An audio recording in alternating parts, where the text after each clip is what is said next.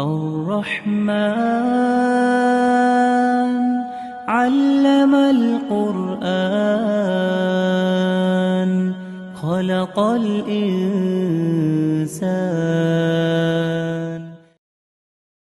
أعوذ بالله السميع العليم من الشيطان الرجيم من همزه ونفخه ونفثه. قل تعالوا أتل ما حرم ربكم عليكم ألا تشركوا به شيئا وبالوالدين إحسانا إلى قوله تعالى وأن هذا صراطي مستقيما فاتبعوه ولا تتبعوا السبل فتفرق بكم عن سبيله ذلكم وصاكم به لعلكم تتقون. اللهم إنا نسألك الهدى والتقى والعفاف والغنى.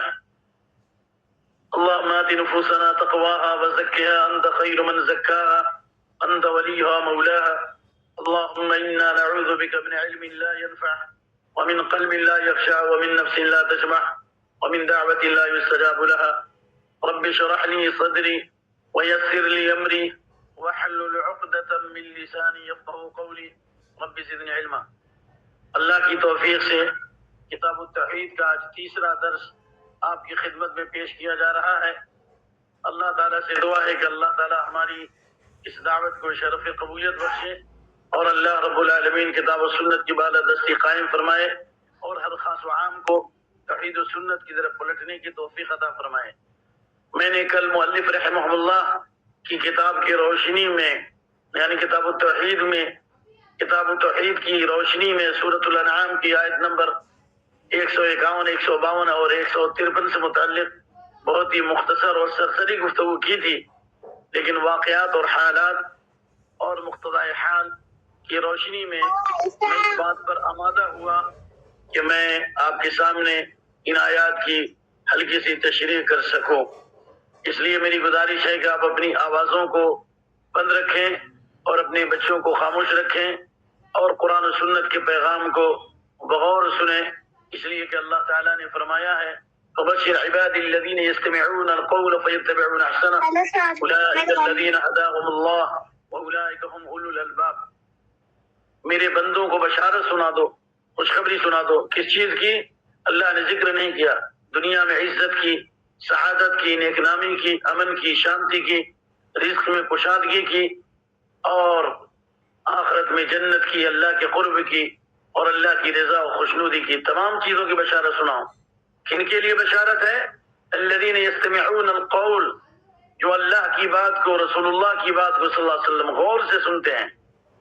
غور سے سننا یہ ہدایت کی علامت ہے اور یہ سعادت ہے، نیک نامی ہے، عزت ہے، رفعت ہے، اور اللہ تعالیٰ نے اس کے اوپر وعدہ فرمایا ہے کہ غور سے سننے کے بعد ان میں جو اچھی باتیں انہیں سمجھ میں آتی ہیں، ان کی اچھی طرح پیروی کرتے ہیں، تو اللہ نے ان کے لیے دو بشارت رکھی ہے، دو خوشخبری رکھی ہے، دو سعادت ہے، دو کامیابی کا تمغہ ہے۔ ربانی چینل سے یہ گفٹ دیا جا رہا ہے جو دین کی باتوں کو غور سے سن کر اس پر عمل کرتے ہیں۔ پہلی نیک نامی اور عزت اور رفعت کیا ہے؟ پہلا انعام یہ ہے اولئک الذین ہداهم اللہ، اللہ نے ان کو ہدایت عطا فرمائی، یعنی اللہ نے ان کے دلوں کو ایمان کے نور سے منور فرما دیا، نمبر 1۔ نمبر 2، اللہ تعالیٰ نے ان کو نیک عمل کی توفیق عطا فرمائی، اللہ اکبر۔ اور تیسری سعادت کیا ہے؟ وَأُولَٰئِكَ هُمْ أُولُو الْأَلْبَابِ۔ اگر ہدایت کو دونوں معنی میں لے تو یہ تیسری ہدایت، اور ہدایت کو صرف ہدایت کے معنی میں لے دوسری سعادت کیا ہے؟ وَأُولَٰئِكَ هُمْ أُولُو الْأَلْبَابِ، وہی عقل مند لوگ، یعنی قرآن حدیث کی باتوں کو غور سے سن کر عمل کرنے والوں کا دماغ صحیح رہتا ہے، ڈپریشن کے شکار نہیں ہوتے، اللہ ان کو قلبی سکون عطا فرماتا ہے، ان کی تھنکنگ پاور میں اضافہ ہو جاتا ہے۔ اس لیے میری گزارش ہے کہ ہمیشہ درس کے دوران خاموش رہیں اور ہدایت کی نیت سے سنیں اور ان باتوں پر عمل کریں۔ اللہ رب العالمین ہمیں حق بات سننے، ان پر عمل کرنے اور لوگوں تک پہنچانے کی توفیق عطا فرمائے۔ تو یہ سورۃ الانعام کی جو آیت پڑھی گئی، جن میں اللہ تعالیٰ نے اپنے نبی کو خطاب کیا کہ قل کہو، اس میں اشارہ ہے کہ محمد صلی اللہ علیہ وسلم اپنی خواہشات سے نہیں کہتے، اپنے ارادے سے نہیں کہتے، بلکہ اللہ نے لفظ قل کا بھی ذکر کیا۔ یہ اس بات کی دلیل ہے کہ اللہ کے نبی صلی اللہ علیہ وسلم جو کچھ بولتے ہیں اللہ کی وحی ہوتی ہے۔ وَمَا يَنطِقُ عَنِ الْهَوَىٰ إِنْ هُوَ إِلَّا وَحْيٌ يُوحَىٰ۔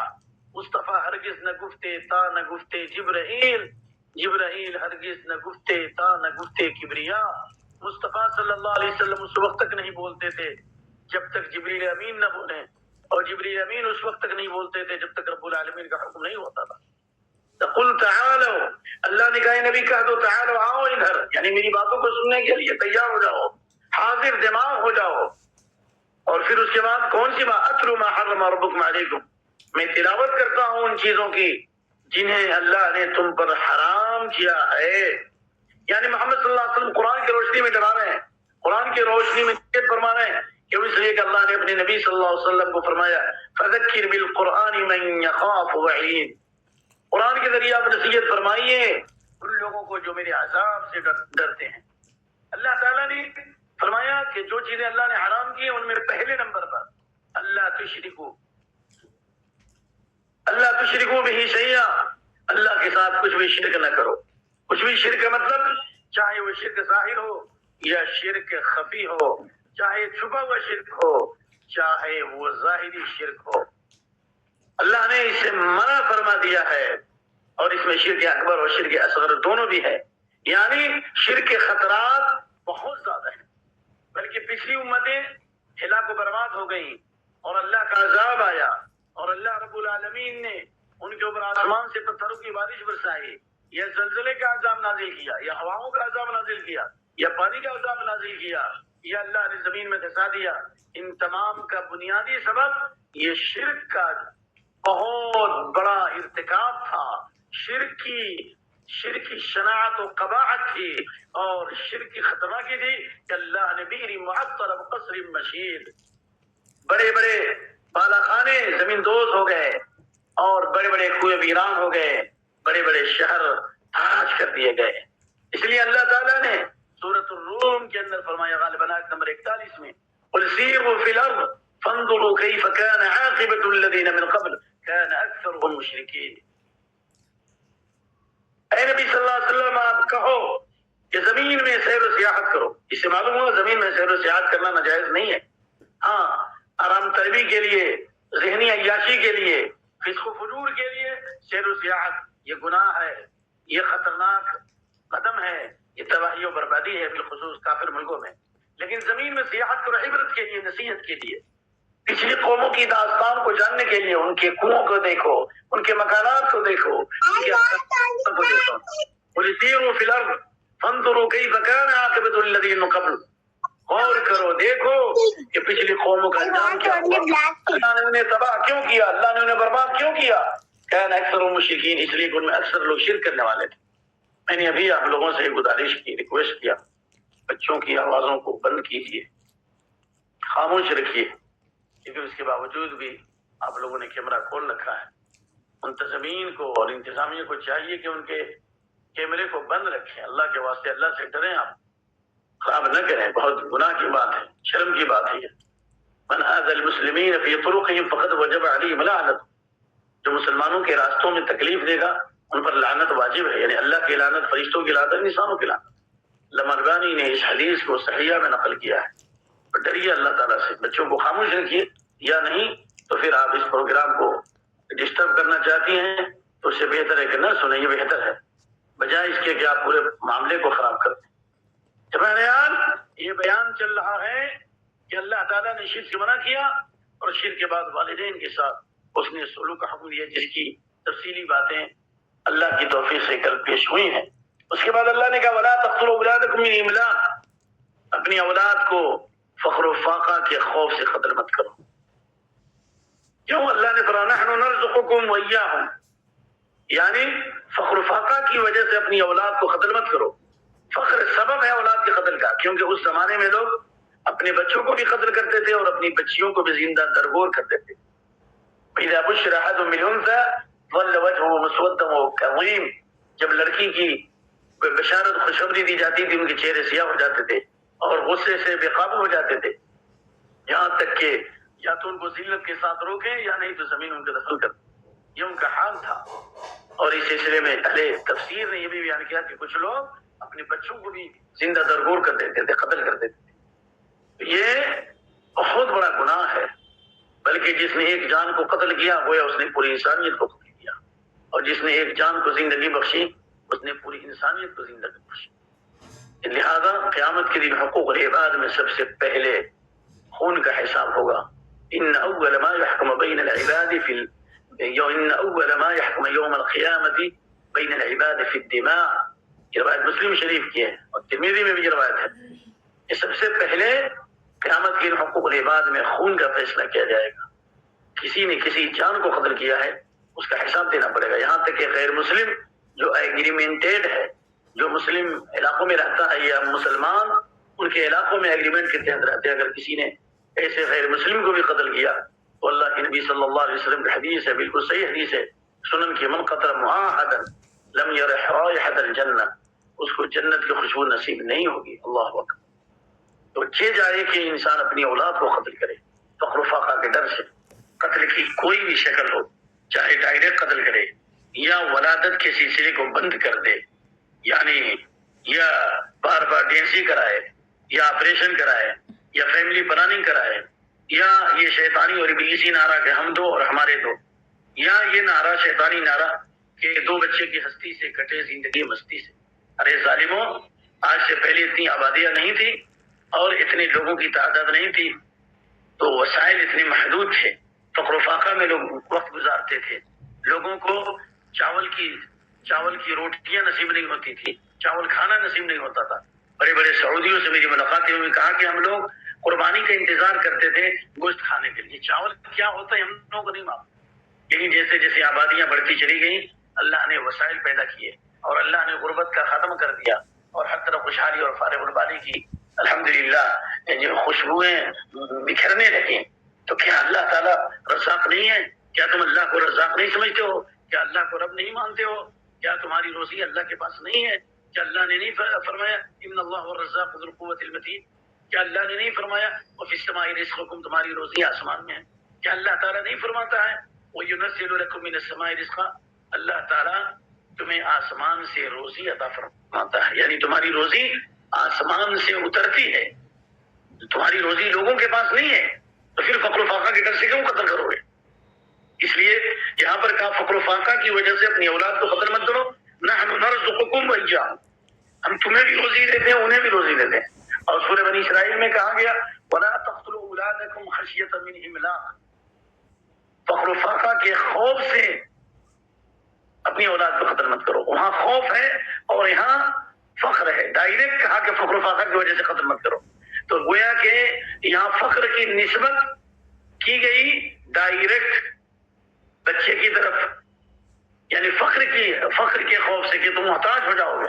لہذا یہاں پر اللہ نے نسبت کی کہ تمہیں فخر کا خوف ہے، بچے کی وجہ سے تمہیں فخر کا خوف ہے، تو اللہ نے یہاں مقدم کیا کہ ہم تمہیں بھی روزی دیتے ہیں انہیں بھی روزی دیتے ہیں.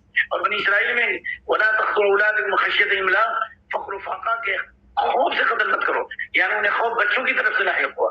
اور یہاں اپنی طرف سے فقر کی نسبت اس کے ذات کی طرف ہے، وہاں بچے کی طرف سے ہے، تو وہاں بچے کی طرف سے خوف ہے، اس لیے وہاں پر آیت آئی نحن نرزقہم وإیاکم، ہم انہیں بھی روزی دیتے ہیں اور تمہیں بھی روزی دیتے ہیں. جیسے قرآن کی تعبیر دیکھیے، قرآن کی بلاغت دیکھیے، قرآن کی فصاحت دیکھیے، قرآن کا اسلوب دیکھیے، رب العالمین کا نظام عدل دیکھیے. اللہ اکبر. اللہ تعالیٰ نے فرمایا نحن نرزقکم وإیاہم. آج کی اس دنیا میں، آج جبکہ دنیا اتنی ترقی کر چکی ہے اور اتنے وسائل بڑھ چکے ہیں، لیکن حمل کے ایام میں کتنے بچے قتل کیے جا رہے ہیں آپ ہم سے زیادہ جاننے والے لوگ ہوں گے. لیکن 2000 کی رپورٹ ہے، پٹنہ میں ہندوستان ٹائمز کی رپورٹ پڑھی تھی جس میں لکھا تھا کہ روزانہ ہندوستان میں، روزانہ نہیں بلکہ سالانہ ہندوستان میں 50 لاکھ بچوں کو ماں کے پیٹ میں قتل کیا جا رہا ہے. 2000 کی رپورٹ ہے، واللہ العظیم وہ بھی رمضان. تو شر اور فتنے تو بڑھتے جا رہے ہیں. لیس عام الا والذی بعده شر من، ہر آنے والا سال پہلے سال سے بدتر ہوگا، پہلے سال سے خراب ہوگا. اللہ تعالیٰ کے نیک بندے رخصت ہو جائیں گے، بدترین لوگ رہ جائیں گے، جرم اور برائیوں کی رفتار تیزی سے بڑھتی چلی جائے گی. تو خلاصہ کلام یہ ہے کہ قتل کی کوئی بھی شکل، ہاں ایک شکل یہ ہو سکتی ہے کہ بچہ ماں کے پیٹ میں 4 مہینے سے پہلے جب روح نہیں ڈالی جاتی ہے، یعنی 4 مہینے کے بعد روح ڈالی جاتی ہے، 4 مہینے سے پہلے بچہ ماں کے پیٹ میں ہے اور ڈاکٹر کی ٹیم نے کہا کہ نہیں اس میں بچے کے بچنے کی امید نہیں ہے، یا یہ کہ ماں کی جان خطرے میں ہے، یا ماں کے لیے ایک بڑا حادثہ ہو سکتا ہے، تو اہل علم کی ایک جماعت یہ کہتی ہے جس میں سعودیہ کی افتاء کمیٹی بھی ہے کہ اس صورت میں حمل گرایا جا سکتا ہے، اسقاط کیا جا سکتا ہے، لیکن 4 مہینے کے بعد جب روح مکمل پھونک دی جاتی ہے تو اس صورت میں کوئی بہانہ حیلہ اور کوئی تعلیم درست نہیں ہے، اور اسی کو علامۃ القصیم محمد بن صالح العثیمین راجح قرار دیتے ہیں۔ البتہ بعض علماء نے کہا کہ یقینی طور پر اگر ماں کی موت یقینی نظر آ رہی ہے سامنے، 4 مہینے کے بعد کا بھی ہے، تو اخف الضررین پر عمل کریں گے، یعنی بڑے نقصان سے بچنے کے لیے ہلکے نقصان کو برداشت کر لیں گے، یعنی اس صورت میں اسقاط جائز ہے۔ لیکن انشاءاللہ العزیز ناقص تحقیق میری سمجھ لیجیے گا پیر فقیر کی کہ 4 مہینے کے بعد بچوں کا اسقاط جائز نہیں ہے احتمال کی بنیاد پر، کیونکہ وہاں ایک جان زندہ ہے، موجود ہے، اور ماں کی جان خطرے میں، لہذا ایک زندہ اور یقینی جان کو خطرے کی بنیاد پر قتل نہیں کیا جائے گا، انشاءاللہ یہ راجح ہے۔ یہ صورتحال بھی میں نے آپ کے سامنے رکھی ہے، لیکن اس سے یہ بات بھی واضح ہو جاتی ہے کہ اگر میاں بیوی ملاقات کر رہے ہوں اور یہ خوف ہے کہ ابھی ایک بچہ پیدا ہوا اور ابھی وہ شیرخواری کی مدت میں ہے، دودھ پی رہا ہے، پھر عورت اگر فوراً حاملہ ہوگی تو ظاہر سی بات ہے اس کا اثر دودھ پر بھی پڑے گا، اور ولادت کے وقت عورت کی صحت پر بھی پڑے گا، اور بچے کی تربیت پر بھی پڑے گا۔ تو اس سلسلے میں اس حدیث پر عمل کیا جائے گا، كنا نعزل والقرآن ينزل، ہم عزل کرتے تھے قرآن نازل ہوتا تھا، یعنی بیوی سے ملاقات کے وقت جو منی ہے اس کو باہر خارج کیا جائے، یا ٹیوب استعمال کیا جائے، یا ایسی دوائیں جس سے حمل کو معین مدت کے لیے روک دیا جائے، لیکن مستقل طریقے سے آپریشن کرا دینا یہ بہت بڑا گناہ ہے، بلکہ روئے زمین میں فساد اور بگاڑ کی جڑ ہے، اللہ کا غضب ہے، اللہ کی لعنت ہے۔ اللہ تعالیٰ ہم سب کو ہدایت عطا فرمائے۔ آئیے عبداللہ بن مسعود کہتے ہیں، بخاری اور مسلم کی، حضرت عبداللہ بن مسعود رضی اللہ عنہ فرماتے ہیں میں نے اللہ کے نبی صلی اللہ علیہ وسلم سے سوال کیا، ای الذنب اعظم عند اللہ، تمام گناہوں میں سب سے بڑا خطرناک گناہ کیا ہے، سب سے زیادہ سنگین گناہ کیا ہے؟ آپ نے فرمایا شرک باللہ، بلکہ آپ نے فرمایا ان تجعل للہ ندا وخلقک، جس اللہ نے تمہیں پیدا کیا ہے، عدم سے وجود بخشا، اس اللہ کا شریک بناؤ، ولا تجعلوا للہ اندادا وانتم تعلمون، اللہ کا شریک بنانا۔ پھر اس کے بعد حضرت عبداللہ بن مسعود فرماتے ہیں ثم سألته ثم پھر کون سا گناہ بڑا ہے؟ تو آپ صلی اللہ علیہ وسلم نے فرمایا ان تقتل ولدک خشیۃ ان یطعم معک، یعنی اپنی اولاد کو قتل کر دو اس خوف سے جو تمہارے ساتھ کھائے گا، یعنی تمہارے کھانے میں شریک ہو جائے گا، تمہارا حصہ کھا جائے گا، تمہارا نصیب کھا جائے گا۔ کہاں سے اتنا پیسہ لاؤ گے، کہاں سے اتنی زمینیں لاؤ گے، کہاں سے اتنی خوراک لاؤ گے، کہاں سے کپڑے کا خرچ لاؤ گے، کہاں سے تعلیمی فیس لاؤ گے؟ اس ڈر سے اگر قتل کر رہے ہو تو شرک کے بعد یہ سب سے بڑا گناہ ہے، نعوذ باللہ من ذلک۔ پھر کہا ثم ای، پھر اس کے بعد کون سا گناہ تیسرے نمبر پر؟ تو آپ نے فرمایا ان تزانی بحلیلۃ جارک، اپنی پڑوسی کی عورت سے زنا کرنا، نعوذ باللہ۔ زنا ایسے بھی بڑا گناہ ہے، انسانی زنا کرتے وقت مومن نہیں ہوتا، ایمان اس کے دل سے نکل جاتا ہے، اور قبر کا مسلسل عذاب ہے، اور قیامت کی رسوائی ہے، اور دنیا میں اللہ تعالیٰ اس کے چہرے پر نورانیت نہیں ڈالے گا، بلکہ اللہ اس کے قلب کو سیاہ کر دے گا اور لوگوں کی نگاہوں میں ذلیل و خوار کر دے گا۔ لیکن پڑوس کی عورت سے زنا کرنا یہ اور بھی بڑا گناہ ہے، جیسا کہ مسلم احمد وغیرہ کی روایت ہے لَأَن يَزْنِيَ الرَّجُلُ بِامْرَأَةٍ لَأَن يَزْنِيَ الرَّجُلُ بِعَشَرَةِ نِسْوَةٍ أَيْسَرُ عَلَيْهِ مِنْ أَن يَزْنِيَ بِامْرَأَةِ جَارِهِ، 10 عورتوں کے ساتھ زنا کرنا یہ اس کا جرم ہلکا ہے اپنے پڑوس کی عورت سے زنا کرنا، یعنی پڑوس کی عورت سے زنا کرنا اور بھی بڑا گناہ ہے، بدترین گناہ ہے، بہت بڑا جرم ہے۔ اللہ تعالیٰ امت کی حفاظت فرمائے اور ہم سب کو تمام برائیوں سے محفوظ فرمائے۔ اللہ تعالیٰ نے اس کے بعد فرمایا وَلَا تَقْرَبُوا الْفَوَاحِشَ مَا ظَهَرَ مِنْهَا وَمَا بَطَنَ، بے حیائی کے قریب مت جاؤ، چاہے بے حیائی کھلی ہوئی ہو یا چھپی ہوئی ہو۔ ظاہری طور پر بے حیائی جو نظر آتی ہے، بے پردگی، عریانیت، ننگاپن، یا اسی طریقے سے بند کمروں میں جو بے حیائی ہو رہی ہے، کسی زمانے میں بند کمروں میں برائی ہوتی تھی، اب برائیاں فیشن ہو چکی ہیں۔ اس لیے اللہ کے نبی صلی اللہ علیہ وسلم، حدیث ابو مالک اشعری کی روایت ہے لَيَكُونَنَّ مِنْ أُمَّتِي مَنْ يَسْتَحِلُّونَ الْحِرَّ وَالْحَرِيرَ وَالْخَمْرَ وَالْمَعَازِفَ، بخاری اور مسلم کی حدیث ہے، میری امت میں ایسے لوگ پیدا ہوں گے جو زنا کو حلال سمجھ لیں گے، دوستی کا نام دے دیں گے، ریشم کو حلال سمجھ لیں گے، شراب کو حلال سمجھ لیں گے، نعوذ باللہ من ذلک، برائی کو برائی نہیں لوگ سمجھیں گے، حیا نکل جائے گی، غیرت ختم ہو جائے گی، کیونکہ حیا ایمان کی شاخ ہے، جس میں ایمان ہے اس میں حیا ہے، اور جس میں ایمان نہیں اس میں حیا نہیں، یا جس میں حیا نہیں اس میں ایمان نہیں۔ اس لیے بے حیائی کی تمام قسموں سے اللہ کے نبی نے منع فرمایا، لیکن اگر بے حیائی عام ہو جائے، زناکاری عام ہو جائے، بے پردگی عام ہو جائے، مردوں عورتوں کا اختلاط ہونے لگے، تو پھر اللہ کے نبی صلی اللہ علیہ وسلم کی حدیث ما ظهرت الفاحشة في قوم حتى أعلنوا بها إلا ابتلوا بالطواعين والأوجاع التي لم تكن في أسلافهم الذين مضوا۔ ابن ماجہ کی صحیح روایت ہے جسے علامہ البانی دیگر محدثین نے صحیح قرار دیا۔ کسی قوم کے اندر ہے، دنیا کی بات چھوڑو، کسی بھی قوم میں، چھوٹی جماعت میں بھی اگر بے حیائی، زناکاری، عریانیت، ننگاپن ظاہر ہو جائے، کھلے عام بے حیائی ہونے لگے، جب چاہے انسان برائی کرنے لگے، اعلانیہ برائی ہونے لگے، اس کے اوپر روک تھام نہ ہو، اس پر پرتیبند نہ لگایا جائے، اس کو برا نہ سمجھا جائے، تو کیا ہوگا؟ الا ابتلوا بالطواعین، طاعون کی جمع طواعین ہے، یعنی طاعون یہ بہت مہلک بیماری تھی جو بنی اسرائیل پہ اللہ تعالیٰ نے نازل کی تھی، جنا کے نتیجے میں ایک دن میں 70,000 لوگ ہلاک ہو گئے، اس کی جمع طواعین ہے، یعنی پلیگ کی بے شمار قسمیں، جیسا کہ آج کی تحقیق بتاتی ہے پلیگ کی 20 قسمیں ہیں، اور انہی قسموں میں سے کورونا کی بیماری تھی، یہ زناکاری اور فحاشی اور عریانیت کی وجہ سے بیماری آئی۔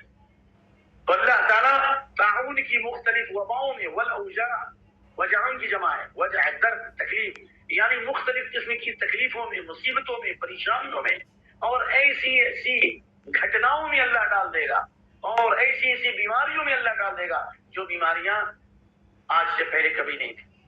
چنانچہ امریکہ کے ڈاکٹروں نے اس بات پر ریسرچ کیا ہے کہ اگلے 5 سالوں میں 5,000 ایسی نئی بیماریاں پیدا ہوئی امریکہ میں جن کا علاج ان کے پاس نہیں ہے۔ لا حول ولا قوت الا باللہ، یہ زناکاری اور فحاشی کا نتیجہ ہے، اور یعنی جمدیہ ہے۔ کتنے بچے پیدا ہو رہے ہیں؟ 70% یورپ امریکہ میں پتہ ہی نہیں ان کی ماں کون ہے، ان کا باپ کون ہے۔ تو اللہ کا عذاب نہیں آئے گا، اللہ کا قہر نازل نہیں ہوگا۔ آج مسلم لڑکیاں جو غیروں کے ساتھ جا رہی ہیں، اور اسی طریقے سے مسلم لڑکیاں غیروں سے شادی کر رہی ہیں، یہ حیا اور غیرت نکل چکی ہے ماں باپ سے، اور ایسے دردناک واقعات اور ایسے خوفناک مناظر میں نے اپنی آنکھوں سے بھی دیکھے ہیں۔ تو اس لیے یہ پوری امت کے اوپر یہ ذمہ داری ہے کہ اگر تمہارے پڑوس کی عورت کے گھر میں آگ لگ جائے، یا تمہارے کسی پڑوسی کے گھر میں آگ لگ جائے، تو اس آگ کو نہیں بجھاؤ گے، تمہارا گھر جل جائے گا۔ یہ بے حیا، یہ عریانیت، یہ فحاشی، یہ ننگاپن، یہ بد اخلاقی اگر ہم ہو رہی ہے، ہم نے نہیں بند کیا، تو یہ آگ ہمارے دل میں لگے گی، ہمارے ایمان میں لگے گی، ہمارے اخلاق میں لگے گی، یہ بے حیائی ہمارے گھروں میں آئے گی، ہمارے بچوں میں، ہماری بچیوں میں بے حیا ہوگی۔ اگر برائی کو نہیں روکیں گے، برائی ہمارے گھر میں خود داخل ہو جائے گی۔ والذی نفسی بیدہ تأمرون بالمعروف وتنهون عن المنکر او لیوشکن اللہ ان یبعث علیکم عقابا من عنده ثم تدعون فلا یستجیب لکم، رواه الترمذی بسند حسن۔ اللہ کی قسم جس کے قبضے میں میری جان ہے، اس ذات کی قسم جس کے ہاتھ میں میری جان ہے، ضرور بھی ضرور بھلائی کا حکم دو، توحید کو پھیلاؤ، خیر کو پھیلاؤ، نیکی کو پھیلاؤ، برائیوں کو روکنا۔ اگر نہیں روکو گے اللہ کا عقاب آئے گا، اللہ کی پکڑ آئے گی، عذاب من فوقکم، آسمانی عذاب، اور من تحت ارجلکم، زمینی عذاب، اور یلبسکم شیعا، اللہ گروہوں کو بانٹ دے گا، اللہ تعالیٰ تم پر ظالموں کو مسلط کرے گا۔ اللہ کے نبی نے فرمایا صلی اللہ علیہ وسلم، ثم تدعون، پھر تم دعائیں کرو گے، تمہاری دعائیں قبول نہیں ہوگی۔ بلکہ امام ابن کثیر نے کہا ثم لیدعوا خیارکم، یہ حدیث میں نقل کی، نیک لوگ دعائیں کریں گے، ان کی دعائیں قبول نہیں ہوں۔ کیا مسجد اقصیٰ کے اوپر یہودیوں کا تسلط نہیں ہے؟ بیت المقدس کے اوپر یہود و نصارہ کی الغار نہیں ہے؟ عالم اسلام پر مشرکین اور کفار کے حملے نہیں ہیں؟ ہمارے تمام چینلوں پر یہود و نصارہ کا قبضہ نہیں ہے؟ ہمارے نظام تعلیم پر، اور ہمارے افکار پر، ہمارے نیوز پیپر پر، اور ہمارے تمام پروگرام پر کیا دشمنوں کی الغار نہیں ہے؟ کیوں نہیں دعائیں قبول ہو رہی ہے؟ شریعت سے بغاوت کرو گے تو اللہ کا عذاب آئے گا۔ اس لیے بے حیائی کی تمام قسموں کو دور کرنا ضروری ہے۔ اس کے بعد اللہ نے فرمایا وَلَا تَقْتُلُوا النَّفْسَ الَّتِي حَرَّمَ اللَّهُ إِلَّا بِالْحَقِّ، نہ آپ کسی جان کو قتل مت کرو مگر حق کے ساتھ۔ یعنی حق کے ساتھ کا مطلب یہ ہوا کہ اگر حاکم ہے، بادشاہ ہے اور اسلامی حکومت ہے تو مجرم کو سزا دی جائے گی، کیونکہ الحد يقام في الارض خير من اهلها ان يمطروا 40 صباحا، اللہ کے ایک حد کو جاری کرنا 40 دن کی بارش سے بہتر ہے۔ 40 دن کی مسلسل بارش سے بہتر ہے کہ ایک مجرم کو سزا دی جائے۔ اللہ نے کہا وَلَكُمْ فِي الْقِصَاصِ حَيَاةٌ، قصاص میں تمہارے لیے زندگی ہے۔ یہ اسلامی حکومت کو خطاب کیا گیا۔ ہم کسی کو یہ قتل نہیں کر سکتے کہ یہ مجرم ہے اس لیے ہم قتل کریں، نہیں، یہ اجازت نہیں ہے، یہ حاکم اور خلیفہ کو ہے، کیونکہ امام جنت نے امام کی حیثیت ڈھال کیا ہے، امام کا حکم سے قتال ہوتا ہے اور امام کے حکم سے صلح کی جاتی ہے۔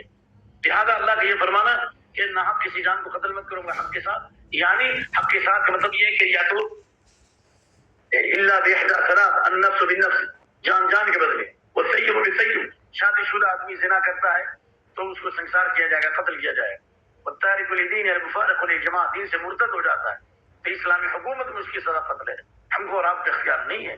ذالکم وصاکم به لعلکم تعقلون، ذالکم وصاکم به لعلکم تعقلون، اللہ تعالیٰ تمہیں یہ نصیحت کر رہا تھا کہ تم عقل سے کام لو۔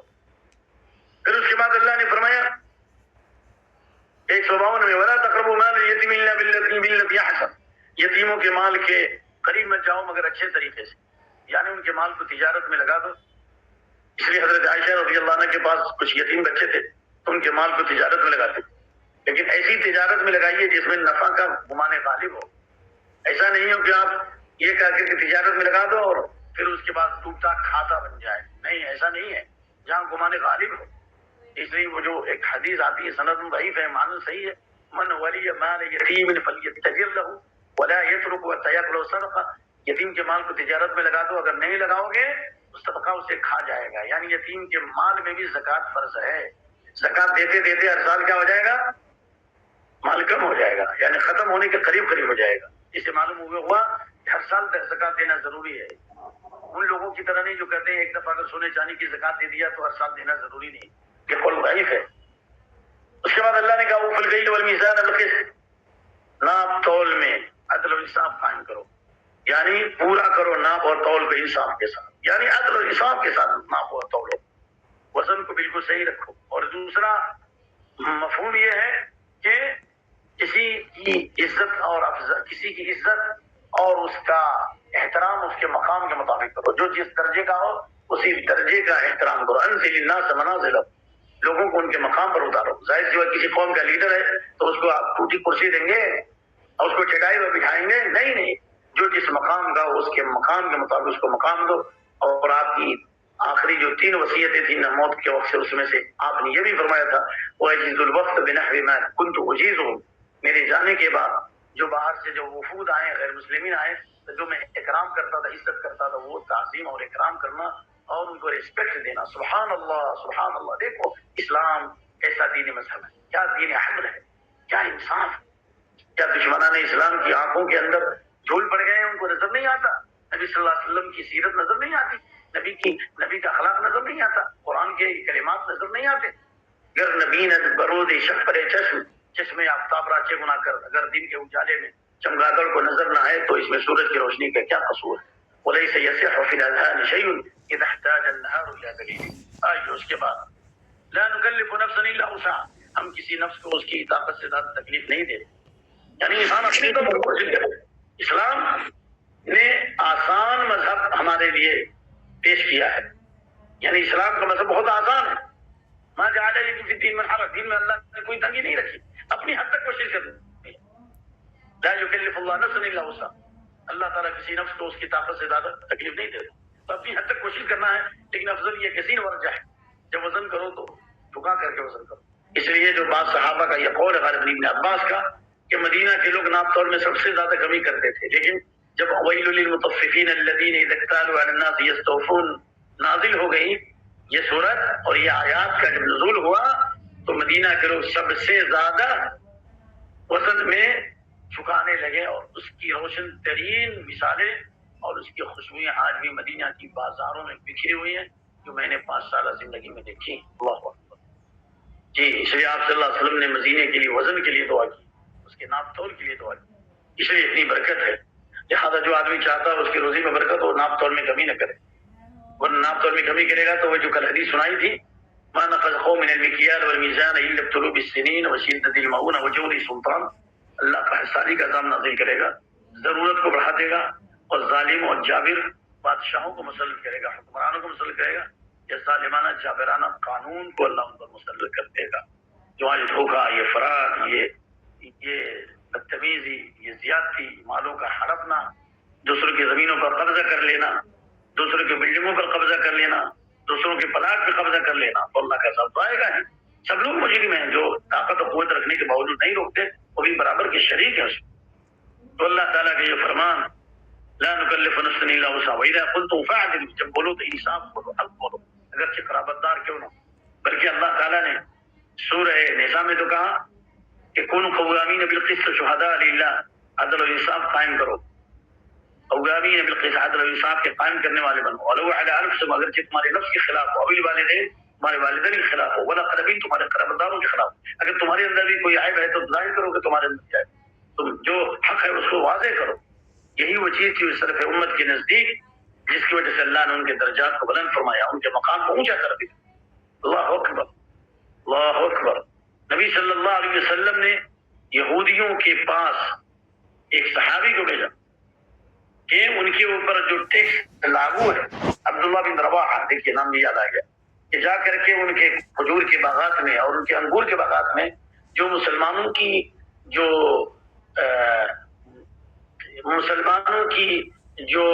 فصل متعین کی گئی ہے کہ تم کو نصف نصف دینا ہے، اس تم لے اور نصف یہاں دو.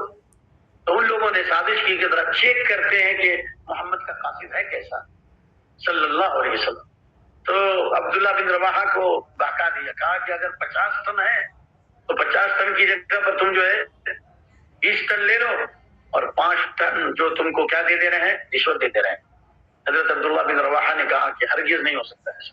کیا تم سمجھتے ہو کہ میں ایسے؟ کہا واللہ یا ابناء القردۃ والخنازیر، اے بندروں اور سوروں کی اولاد، یاد رکھو لا يحملني حب رسول اللہ صلی اللہ علیہ وسلم ولا بغضكم الا اعدل فيكم. اللہ کی قسم نبی صلی اللہ علیہ وسلم کی محبت پر جان اور مان قربان ہے. نبی کی محبت صلی اللہ علیہ وسلم اور تمہاری دشمنی جو ہمارے دلوں میں ہے تمہارے شر اور فتنے کی وجہ سے، یہ دونوں رسول اللہ کی محبت اور تمہاری دشمنی مجھے عدل اور انصاف سے نہیں روک سکتی. میں عدل و انصاف قائم کروں گا، جو متعین ہے وہی لوں گا اور درمیانی مان لوں گا. تم پر بھی ظلم نہیں کروں گا اور میں اپنے اوپر بھی ظلم نہیں کروں گا، شریعت پر بھی ظلم نہیں کروں گا. جب حضرت عبداللہ بن رواحہ نے یہ آواز لگائی اور یہ پیارا جملہ کہا جو سونے کے پانی سے لکھنے کے لائق ہے، تو تمام یہودیوں نے ایک زبان کہا بِهِمْ قَامَتُ السَّمَاوَاتِ وَالْأَرْضُ.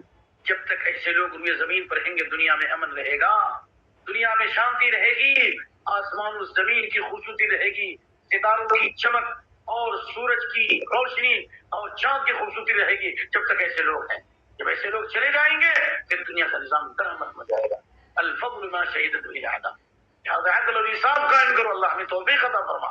الا ان المقسطین عند اللہ على منابر من نور عن یمین الرحمن وکلتا یدیہ یمین. مسلم شریف. انصاف قائم کرنے والے لوگ قیامت کے دن نور کے منبروں پر ہوں گے، بلندی پر ہوں گے.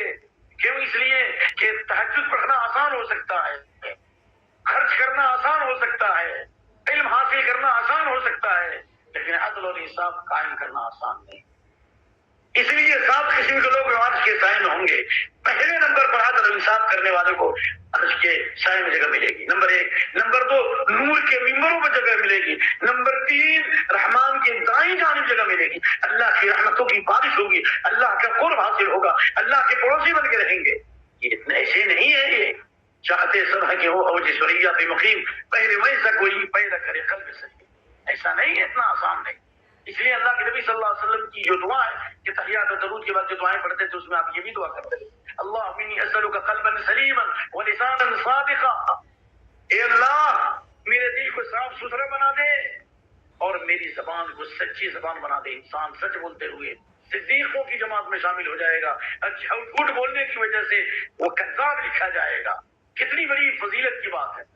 اس لیے یہ صدیق والوں کا جو مقام ہے، رجال آمنوا باللہ وصدقوا المرسلین، کہ قیامت کے دن ایسے سچ بولنے والے صدیق لوگ جنت کے اس والا خانے میں ہوں گے کہ نیچے والے جنتی اوپر والے کو اس طرح دیکھیں گے جس طرح آسمان کے مشرق اور مغرب کے اندر آسمان کے تارے نظر آتے ہیں. نیچے والے جنتی اوپر والے جنتی کو اتنی بلندی میں دیکھیں گے. آخر وہ ہیں کون؟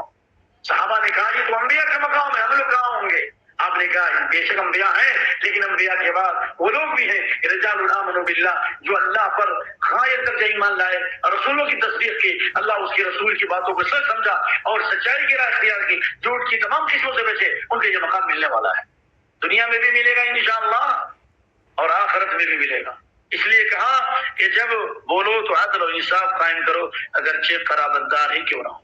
اور ایسے موقع پر اللہ کے نبی کی وہ حدیث بھی یاد رکھیے جو آپ صلی اللہ علیہ وسلم نے فرمایا, جب فاطمہ, جب قریش کی ایک خاتون نے چوری کی, مخزومی عورت نے چوری کی, قریش کی اعلیٰ ترین خواتین میں ان کا شمار ہوتا تھا, تو لوگوں کو بے چینی ہوئی کہ اللہ کے نبی ہاتھ کاٹیں گے, ذلت و رسوائی ہوگی. چنانچہ کسی کے اندر ہمت نہیں تھی سفارش کرنے کی. حضرت اسامہ بن زید کو کہا گیا کہ تم جا کے سفارش کرو. آپ صلی اللہ علیہ وسلم نے جب یہ بات سنی تو کہا اتشفع فی حد من حدود اللہ, اللہ کے حدوں میں سے ایک حد میں تم سفارش کر رہے ہو. اللہ اکبر. انما اهلك الذين كانوا من قبلكم اذا سرق فيهم الشريف تركوه واذا سرق فيهم الضعيف قاموا عليه الحد. تم سے پہلے لوگوں نے شریف خاندان میں اگر چوری کرنے والے لوگ ہوتے تھے ان کو چھوڑ دیتے تھے, اور غریب لوگ چوری کرتے تھے تو ان کو حد جاری کرتے تھے. وَأَيْمُ اللَّهِ, قسم اللہ کی, لو ان فاطمہ بنت محمد لسرقت لقطعت يدها, اگر محمد کی بیٹی فاطمہ بھی چوری کرتی تو میں اس کا ہاتھ کاٹ دیتا. وہ جو نبی صلی اللہ علیہ وسلم کے جگر کے ٹکڑے ہیں جن کے بارے میں کہا فاطمہ تو بضعۃ منی, فاطمہ میرے جسم کا ٹکڑا ہے, جس نے فاطمہ کو تکلیف دی اس نے مجھے تکلیف دی. وہ فاطمہ جو سیدۃ النساء هذه الامہ, اس امت کی عورتوں کی سردار ہے, یہ جنت کی عورتوں کی سردار ہے, آپ اس کے بارے میں کہہ رہے ہیں. تو عدل اور انصاف کے قیام سے دنیا میں امن ہوگا, اور جس قدر عدل و انصاف سے دوری ہوگی دنیا ظلم اور انارکی کی آماجگاہ بن جائے گی. اسے امام مہدی جو آئیں گے توحید و سنت کو پھیلانے کے لیے اور توحید و سنت کے بعد دنیا میں ظلم کو مٹانے کے لیے امام مہدی آئیں گے. ان کا کام یہی ہوگا, یملأ الارض قسطا وعدلا كما ملئ ظلما وجورا, پوری زمین کو عدل اور انصاف سے بھر دیں گے. کیوں؟ اس لیے کہ پوری زمین ظلم و جور کی شکار ہوگی. سچوں کو جھوٹا ثابت کیا جائے گا, جھوٹوں کو اور جھوٹوں کو سچا ثابت کیا جائے گا. جو امانتدار ہوں گے ان کو خائن کہا جائے گا, جو خائن ہوں گے ان کا امانتدار کہا جائے گا. وہ اللہ کا عذاب آئے گا, دنیا امن و شانتی سے محروم ہو جائے گی. تو امام مہدی ظاہر ہوں گے اور ان کا سب سے بڑا کارنامہ ہوگا کہ پوری دنیا میں امن قائم کریں گے. ایک ہی گھاٹ سے شیر اور بکری بھی پانی پئیں گے, یہاں تک کہ سانپ کا زہر بھی اتر جائے گا, بچے سانپ سے کھیلیں گے, اور ایک انار میں پورے قبیلے کے لوگ کھا لیں گے. اور اتنی برکت ہوگی کہ لوگ سونے کے پلیٹ میں سونا لے کر جائیں گے, لیکن کوئی قبول کرنے والا نہیں ہوگا. وَإِذَا قُلْتُمْ فَاعْدِلُوا, آؤ انصاف کرو. اس لیے امام ابن تیمیہ نے کہا ایک مسلم حکومت اگر ظلم کرتی ہے تو اللہ اسے مٹا دے گا, اور ایک غیر مسلم حکومت عدل و انصاف قائم کرتی ہے اللہ تعالیٰ اس کی حکومت کو قوت عطا کرے گا. نجاشی کا دیکھ لیجیے, وہ تو مسلمان نہیں تھے لیکن عدل و انصاف قائم کرنے والے تھے. اللہ کے نبی صلی اللہ علیہ وسلم نے کہا جاؤ وہاں ہجرت کرو, جاؤ وہاں ہجرت کرو, وہاں تم پر ظلم نہیں ہوگا انشاءاللہ. اس سے معلوم ہوا کہ عدل و انصاف قائم کرنے والے اگر غیر مسلم ہے تو اسلام اس کا ریسپیکٹ کرتا ہے. اللہ اکبر. اللہ نے فرمایا وَبِعَهْدِ اللَّهِ أَوْفُوا, اللہ کے وعدے کو پورا کرو. ذَلِكُمْ وَصَّاكُمْ بِهِ لَعَلَّكُمْ تَذَكَّرُونَ, اللہ نے تمہیں یہ وصیت کی تاکہ تم نصیحت حاصل کرو. اور وَأَنَّ هَذَا صِرَاطِي مُسْتَقِيمًا فَاتَّبِعُوهُ, اور یہ میری سیدھی راہ ہے. سیدھی راہ کا مطلب راستے تو بہت ہیں لیکن سیدھی راہ جنت کی راہ ایک ہے, ہدایت کی راہ ایک ہے, گمراہی کی راہیں بہت ہیں.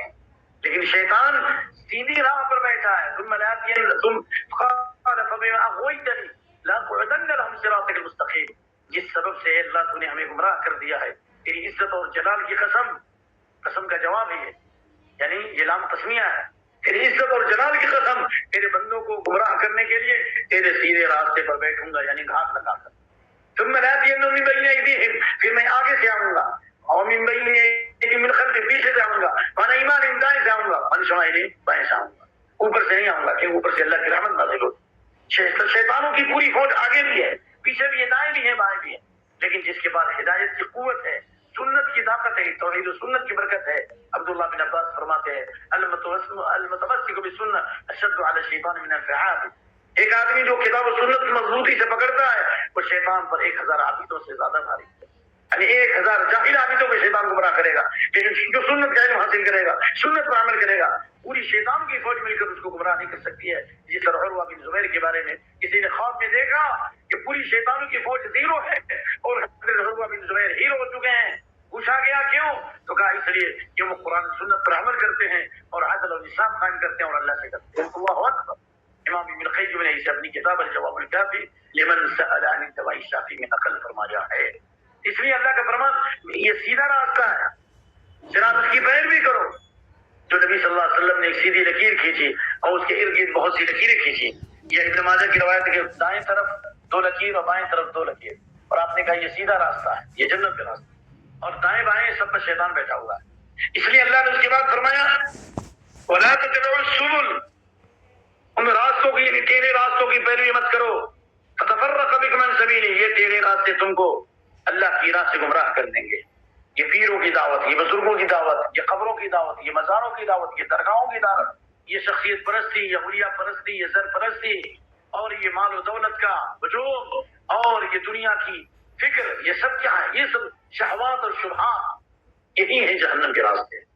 البدع والشہوات یہی تفسیر ہے، یعنی شہوات اور شبہات یہی جہنم کے راستے ہیں۔ اللہ جو اس سے بچ گیا اس کے لیے وَأَمَّا مَنْ خَافَ مَقَامَ رَبِّهِ وَنَهَى النَّفْسَ عَنِ الْهَوَىٰ، جو خواہشات کی پیروی سے بچ گیا، نفس کی غلامی سے بچ گیا اور اللہ کے سامنے کھڑے ہونے سے ڈر گیا، اس کے لیے جنت تیار ہے، جنت اس کا ٹھکانہ ہے۔ اللہ نے اس کے لیے جنت کا راستہ آسان کر دیا ہے، لیکن جنت کا راستہ مشقتوں کا راستہ ہے، جنت کا راستہ مشقتوں کا راستہ ہے۔ حجبت الجنت بالمکارہ، ان کاموں سے ڈھانکا گیا جن کا کرنا نفس پر گرا ہے، اور حجبت النار بالشہوات، اور جہنم کو ڈھانکا گیا شہوات کے ذریعے۔ لہذا چاہتے سب ہے کہ وہ اوج سریہ پہ مقیم، پہلے ویسا کوئی پیدا کرے قلب سلیم۔ ذالکم اصحابکم بھی لعلکم تتقون، اللہ تعالیٰ اللہ نے وصیت میں پہلے لعلکم تعقلون کہا، اس کے بعد لعلکم تذکرون کہا، اور اس کے بعد لعلکم تتقون کہا۔ اور کیجیے قرآن و سنت کی باتوں کو سنو گے تو اللہ تعالیٰ عقل و شعور عطا فرمائے گا، جب عقل و شعور ہو تو نصیحت حاصل کرو گے اور اپنی اصلاح کرو گے، اور جب اپنی اصلاح کرو گے تو اللہ تمہیں تقویٰ عطا فرمائے گا۔ اللہ کی طرف سے گفٹ ہے، والذین اہتدوا زادہم ہدی وآتاہم تقواہم، جو صحیح راستے پر چلیں گے، ہدایت کو اختیار کریں گے، اللہ ان کی ہدایت میں اضافہ کرے گا اور اللہ ان کو تقویٰ سے بہرور کرے گا۔ معذرت کے ساتھ آج بھی میں نے آپ کا ٹائم تھوڑا زیادہ لیا، لیکن انشاءاللہ جو باتیں اللہ نے کہنے کی توفیق دی ہیں ان میں بہت سی باتیں نفع بخش بھی، حیات بخش بھی، ایمان افروز بھی ہیں۔ اللہ تعالیٰ اخلاص کے ساتھ ان باتوں کو اللہ تعالیٰ قبول فرما لے، اور اس کے بعد جو باتیں تھیں اختصار سے بھی ختم کر دیتے ہیں اس بابی کو۔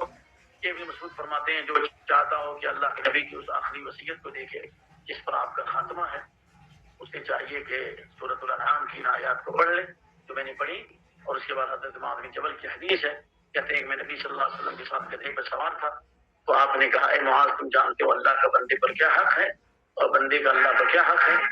تو میں نے کہا کہ اللہ اس کے رسول زیادہ جانتے، کیونکہ اس وقت نبی صلی اللہ علیہ وسلم موجود تھے، لیکن نبی صلی اللہ علیہ وسلم کے دنیا سے جانے کے بعد صحابہ کہتے ہیں اللہ عالم، اللہ زیادہ جانتے۔ تو آپ نے فرمایا حق اللہ علی العباد ان یعبدوہ ولا یشرکوا بہ شیئا، اللہ کا حق بندے پر یہ ہے کہ بندے اللہ ہی کی عبادت کریں، یہ اللہ کا حق بندے پر یہ ہے کہ بندے اللہ ہی کی عبادت کریں، ولا یشرکوا بہ شیئا، اور اس کی عبادت میں کسی کو کچھ بھی شریک نہ کرے، نہ شرک اکبر نہ شرک اصغر۔ اور اسی بنیاد پر معراج میں اللہ کے نبی کی حدیث ہے مجھے معراج میں 3 چیزیں ملی، 3 گفٹ ملا، نمبر 1 5 وقت کی نماز، نمبر 3 سورہ بقرہ کی آخری آیات، اور نمبر 2 سورہ بقرہ کی آخری آیات، نمبر 3 میری امت کی ان تمام لوگوں کی اللہ نے معراج کی رات میں مغفرت کر دی جس نے اللہ کے ساتھ کچھ بھی شرک نہیں کیا، وغفر من امتی لمن لم یشرک باللہ شیئا، المحرمات، بڑے بڑے گناہوں کو معاف کر دیا۔ مسلم شریف کتاب الایمان باب الاشراء، راوی نیریٹر حضرت عبداللہ بن مسعود رضی اللہ عنہ، حق العباد علی اللہ، اور اللہ کا حق بندے پر یہ ہے کہ اللہ یعذب من لا یشرک بشیئا، اللہ تعالیٰ اس شخص کو عذاب نہیں دے گا جو اللہ کے ساتھ کچھ بھی شرک نہیں کرے، اس کا مفہوم مخالف جو شرک کرے گا اللہ اسے دنیا میں بھی عذاب دے گا اور آخرت میں، اور اگر دنیا میں عذاب نہ کامل زکات تو آخرت میں ہمیشہ ہمیشہ کا عذاب ہے. انہ من یشرک باللہ قد حرم اللہ علیہ الجنہ، اللہ نے شرک کرنے والے پر جنت حرام کر دیا ہے. ومأواه النار، اور اس کا ٹھکانہ جہنم ہے. اور اللہ نے فرمایا انہ من یشرک باللہ ومن یشرک باللہ فکأنما خر من السماء فتخطفه الطیر وتهوی به الريح في مكان سحیق. جس نے اللہ کے ساتھ شرک کیا اس کے بارے میں اللہ نے فرمایا ایسا ہی ہے گویا کہ اس نے چڑیا نے ایسا ہے جیسا کہ آسمان سے گر پڑا. یعنی شرک کرنے کی وجہ سے انسان بلندی سے گر جائے گا، اللہ کی نگاہ سے گر جائے گا، ہدایت سے گر جائے گا، جہنم کی گر جائے گا. اللہ اکبر. فتخطفه الطیر، چڑیا نے چک لیا، شیطان نے اس کے دین اور ایمان کو چک لیا. اور تهوی به الريح في مكان سحیق، یہ ہواؤں نے دور دراز پھینک دیا. یعنی خواہشات کا غلام ہو گیا، نفس کا غلام ہو گیا، دولت کا غلام ہو گیا، جورو کا غلام ہو گیا، پیسے کا غلام ہو گیا، اقتدار کا غلام ہو گیا. وہ اب چاہی زندگی نہیں گزارے گا، میں چاہی زندگی گزارے گا. تو اس لیے اللہ کے نبی صلی اللہ علیہ وسلم نے جب یہ بشارت سنائی کہ اللہ اس کو عذاب نہیں دے گا بلکہ اللہ اس کے بڑے بڑے گناہوں کو معاف کر دے گا، جس کی بہت ساری حدیثیں انشاءاللہ اگلے ابواب میں پیش کی جائیں گی. تو حضرت معاذ بن جبل نے کہا، میں نے کہا یا رسول اللہ تو اتنی بڑی بشارت ہے تو میں لوگوں میں خوشخبری سنا دوں؟ تو آپ نے کہا خوشخبری مت سناؤ ابھی، ورنہ لوگ اس پر بھروسہ کر لیں گے. کیوں؟ اس لیے کہ نئے نئے لوگ تھے جو ایمان لائے تھے. تو اس سے معلوم ہوا کہ اگر معاملے کو سمجھنے میں لوگ غلطی کریں تو اس وقت وہ بات نہیں بتائی جائے گی. اس لیے مسلم شریف میں جو حدیث ہے ما من احد یشهد ان لا الہ الا اللہ وان محمد رسول اللہ صدقا من قلب الا حرم اللہ علی النار، جس نے لا الہ الا اللہ محمد رسول اللہ کی گواہی دی دل کی سچائی کے ساتھ، اللہ نے اس پر جہنم، اللہ نے اس کو جہنم پر حرام کر دیا. دونوں حدیثیں ہیں. یعنی جہنم کی آگ اسے قبول نہیں کر سکتی، جہنم کی آگ اسے نہیں چلائے گی، یعنی یقیناً جنت میں جائے گا. حضرت معاذ نے کہا تو میں لوگوں کو بشارت سنا دوں؟ تو کہا ابھی بشارت مت سناؤ ورنہ لوگ اسی پر بھروسہ کر لیں. کیوں؟ اس لیے کہ جو شرک سے بچے گا تو اللہ اس کے لیے عبادت کے سارے راستے آسان کر دے گا، گناہوں سے بچنا آسان کر دے گا. لیکن صحابہ نئے نئے ایمان لائے تھے، ابھی ان کی تربیت نہیں ہوئی تھی، تو آپ نے اس وقت بیان کرنے سے منع کیا. لیکن فاخبر بها معاذ عند موته تأثما يتجنب من العلم، لیکن اس حدیث کو حضرت معاذ بن جبل نے اپنی موت کے وقت بیان کیا اس ڈر سے کہ کہیں ایسا نہ ہو کہ علم چھپانے کی سزا نہ اللہ کے یہاں مل جائے. جو علم کو چھپائے گا تو اللہ کے نبی کی حدیث ہے اللہ قیامت کے دن اس کو جہنم کا لگام پہنائے گا. من سئل عن علم ثم كتمه الجم يوم القيامة بالحجاب من النار، قیامت کے دن اللہ تعالیٰ اس کو جہنم کا لگام پہنائے گا. اعوذ باللہ. الحمدللہ وقت تو زیادہ ہوا لیکن میں نے یہ باب ختم کر دیا ہے. اب اس میں جو مسائل ہیں اگر ضرورت محسوس کی جائے گی تو مسائل پیش کیے جائیں گے، کیونکہ جو باتیں بیان کی گئی انہیں کا خلاصہ ہے اور میں ریپیٹیشن کے ساتھ بار بار اپنے بیان کو آپ کے سامنے پیش کر رہا ہوں. تو ممکن ہے کہ ترجمۃ الباب کے بعد والا جو باب ہے، یعنی اس کے بعد جو باب ہے باب فضل التوحید وما یکفر من الذنوب، توحید کی فضیلت اور توحید کی گناہوں کا کفارہ ہے، اگلے ہفتے انشاءاللہ یعنی پیر اور منگل کے دن بیان ہوگا. کیونکہ انشاءاللہ میں کل کے بعد ایک دعوتی سفر میں جا رہا ہوں. اللہ اخلاص و للہیت کے ساتھ ہمارے تمام اسفار کو قبول فرمائے، خیر اور بھلائی کے دروازے کھول دے اور رحمت الہی کی سائے میں جگہ نصیب فرمائے. اللہ آپ سب سے راضی ہو. سبحانک اللہم بحمدک، اشہد ان لا الہ الا انت، استغفرک و اتوب الیک. السلام علیکم ورحمۃ اللہ وبرکاتہ.